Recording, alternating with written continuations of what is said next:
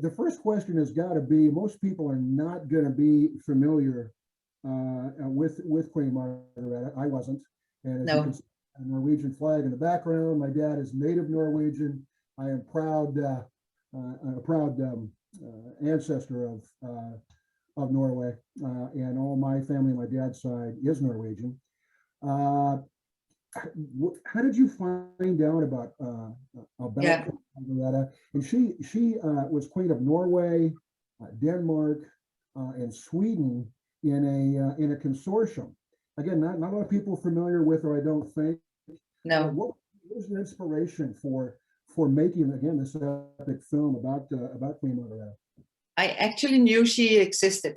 I knew she was there. I think people in Denmark and also in Scandinavia knows that she existed. But I got a script 10 years ago about her, like a biopic from birth till death. Mhm. And I realized that I wouldn't want to make a movie like that on her, but she grew on me. After having read that script, I started to read about her. And after a couple of years, my producer and me, we found 3 lines in history books that told the story about the false Olaf, and that was a mystery. And we thought, oh my God, here you have a Danish queen. She's not a Danish queen. She's a Danish princess, Norwegian queen, but she's reigning the whole area when she makes this union. And she actually made peace for 126 years, and we don't know her. Nobody really knows. Yeah. And this effort was just like, I mean, it's a Shakespearean kind of drama, especially when we found that little area. We realized if we take those 9 days, in our movie, it's 9 days. It might have been, I think it was 2 months or something. But in the movie, it makes 9 days of her life. And when we realized that we could do that, then we thought, okay, this is how we're going to present her on top of her reign. So you can actually see what she did instead of, 4 different actresses in different ages. We could do this, and I am very pleased about how we ended up getting it together, because it is also, we don't jump in, we don't lie, we don't put a war in to make it more interesting. We don't do anything that wasn't there. And we have had historians with us all along the side all the time, telling us, could this be, in between all the real things that we read, all the research.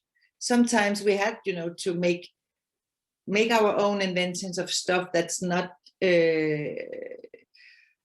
developed from the historian point of view. Then we had to fill in all the blanks. And the historians said all the time, this could be, because we don't really know. We don't know about Queen Margrethe. Man, she was important too. Yes. Particularly in Europe. We know of Joan of Arc. We know of Cleopatra. We know of several queens of England of the past. We do not know about Margrethe. Why do you think that is, and why do you think she is underappreciated and underrecognized for what she accomplished during her era, being a woman who was a strong leader? First of all, I think that female, strong women haven't been so interesting for filmmakers, or you could even say historians, even though there is written pretty much about her now. But the fact that she, it was when you do what she did, made peace for such a long time, because she only lived throughout her own peace for 12 years. 15 years, then she died, but then the Swedes and Norwegians and Danish stayed together in the Union. The thing is, Norway and Sweden and Denmark have different issues on what happened, because she was Danish. So like the Swedish thought that she was giving most of the power to the Danish. The Norwegians felt this and that. So it was, of course, not just a shiny, beautiful story. And she was a very, very strong woman. But my only answer to your question is that we have been more interested in kings. And then again, you can say, how many movies have we made in Scandinavia about our kings? Not so many either. So it's, I think she is coming now because we are a lot of female filmmakers that are starting to find our past, and we're starting to understand who we are. And and we are interested in stuff. Just, I didn't even think as a feminist or anything. I just listened to this script, I read it, and I was, oh my God, I love this. And my producer felt that he's a man, but he felt the same. Oh my God, what a woman, let's make this. And then it took us 10 years. And in those 10 years, Me Too and all different things about that happened. It wasn't the issue when I chose the subject. So it's like the more people of different kind who can make movies, the more different stories we will get. And I hope we will ask this question very often when we go, why didn't I know this homosexual person who did all this? Why didn't I know this Chinese person or Black person or brown or yellow or whatever person, indigenous people? Why didn't I know this story? Because the movie making people are now slowly opening it up for all kinds of differences, you know, diversity. So I think that's pretty much the answer to your question about why. Yeah, no, it is, Charlotte, and there's a line that really ends the movie, and I'll paraphrase it, but where Margareta says, essentially, nobody knows how strong I was or had to be. Mm. That's a profound line, and it kind of wraps up everything that she was about. Yeah. That moment is obviously particularly emotional and gripping. But I thought that was a great line to wrap up your film. Thank you so much. Yes, it is. I think it tells, for me, I remember when I wrote that line that I felt this is the right ending for this movie. And because it is like, what do we do to gain power? And then you can say it's on top of gaining the power, it is because of peace.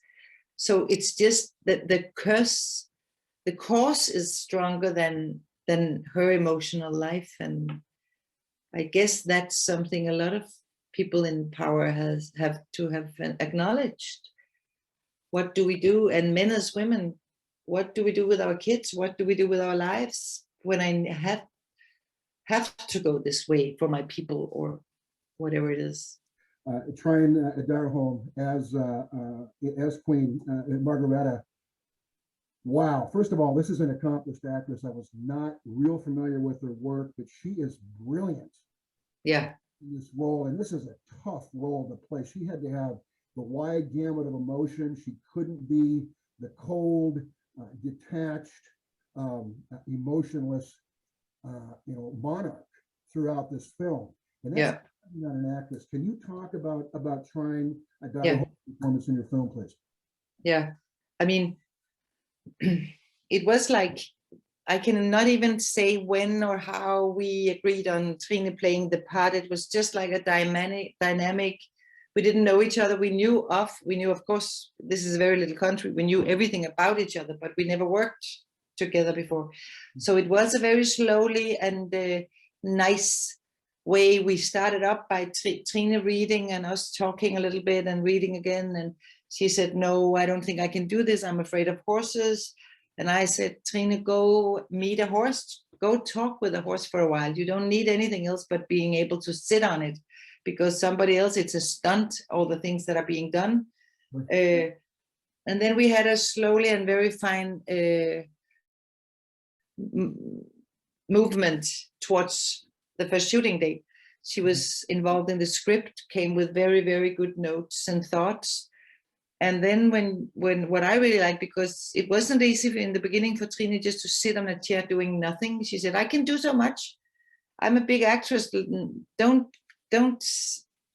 take off my wings. And I said, I have to. I'm so sorry. I have to cut them. And you have a ring to work on your finger and then sit there. And she did that so beautifully. And then when I remember first watching the movie edited, when at the first cut, I realized that she actually had 14 different faces. And I was so proud and so happy that in the different hair, makeup and dresses and all that, you really had a woman that totally transcended into the different emotions, and every time there's a new turn and a new twist in the movie, you could see that it's almost like the skin changes in her face, because she's a very smart woman who doesn't cut in herself. And she's even playing with her skin, you know. She communicates through the color of the skin, the color changes, and everything changes with her emotional work. And that is just, I agree with you. It's extraordinary talent we have here. Where do you think that relationship stands now from your viewpoint as a Dane and just being familiar with the area in terms of the relationship between Norway and Sweden and Denmark primarily? Actually, because I work with Norwegians and Swedes all the time, and I've done it throughout my work. I have when I worked in Europe, always worked with Swedes and Norwegians. And I don't know why I have done that, but I can only say that we profit so much from each other because we're very different, and at the same time we can read each other's language, and we can speak, if we dare to speak slow enough, we actually understand each other. So I think we are doing much too little, if you can say it that way, together, that we actually could profit from, and we could gain so much from a much stronger relationship. We have a strong relationship, and we feel like family. We do that, and we actually we were closed down for 3 months. We shut 10 days, then we were shut down for 3 months, and we came back to Prague, and all the actors agreed in sitting in a bubble, not going home when they were not working. 9 days of not working, for example, and the person has to sit in a basement and going out to get food, but come back to the basement in the hotel. Of course, they made it nice for us to be there. I was never there. I was working every day, but there was kind of a Kalmar union down there.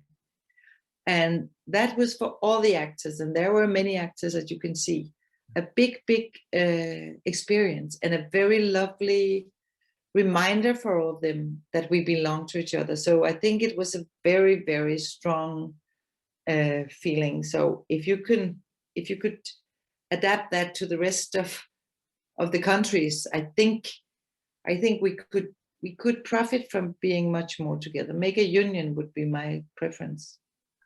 Make a new Kalmar union. Yeah, it's there's a heritage and a history that is shared among all Nordic peoples in Scandinavia. Scandinavian people that the rest of the world can't understand, but really only you and my dad and the people in that area. But to permeate that, to have the world, the people in the world, and that relationship permeate would be a better planet, Charlotte. Yeah, I agree with you. That's really well said.